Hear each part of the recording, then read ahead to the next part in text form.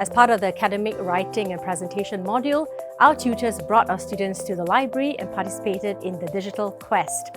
Students have learned that there is a whole new world of resources outside of Google. While some students may have heard of e-resources before, I've had some students share that they were rather intimidated by all the different resources and platforms and were not very sure how to use them.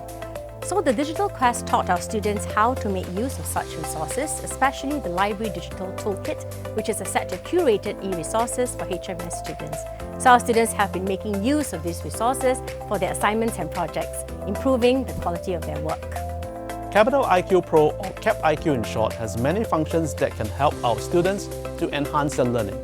The use of Cap IQ Pro as a one-stop shop for both financial data and non-financial data means that the students can spend more time on activities that require higher order thinking skills instead of spending their time computing the raw data.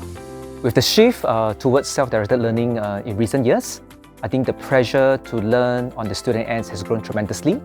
So with the use of SmartBook, it helps them to monitor their progress, incentivize them to complete the quizzes, and more importantly, during the exam period, it helps them to refresh their memory of the topics that were taught earlier in the semester, and that has helped them to learn more effectively during the final exam. And the reason why I embarked on SmartBook is also because of feedback given by a student that they felt that if they could learn more effectively on their own before coming to class, we could actually better utilize the time in the classroom for discussion, for classwork, and to engage in higher thinking order. With the learning pack, the students will be able to learn proper way to research, retrieve, review, and utilize online resources they had attained, which is crucial to support them to produce good pieces of work. At the same time, it also ensures that the essential digital etiquettes are being observed while we utilize the research information. It's really not too much of a hassle to collaborate on this learning package. Most of the administrative work had been taken care of. We will only need to infuse it into our module, and students only need to complete it asynchronously at their own pace within the deadline. While we develop our own practicals that students must complete to deepen their knowledge as part of their in-person learning, we also leverage LinkedIn Learning for online asynchronous learning. Due to their extensive courses, it is very heartening to do a search on LinkedIn Learning and realize there are many relevant courses that we can choose from. It makes curation of appropriate courses that meets our needs simple and efficient. And when students complete the courses we curate, LinkedIn Learning will issue a certificate of completion, which students are required to submit into Brightspace as proof of completion.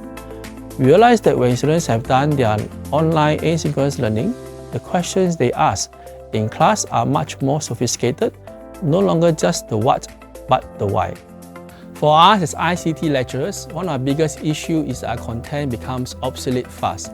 Maintenance of content is almost like how Alice needs to run in Wonderland just to stay in the same spot. It is really tiring. We do develop our own content, but for certain topics, it makes sense to leverage 21st century resources like LinkedIn Learning as part of MP's online asynchronous learning and in-person learning under the E of the ERC framework. And the beauty of this is that the content of such curated content is updated by the publishers, which leaves us more time to improve our craft and be more available to our students as we pivot over to flipped learning.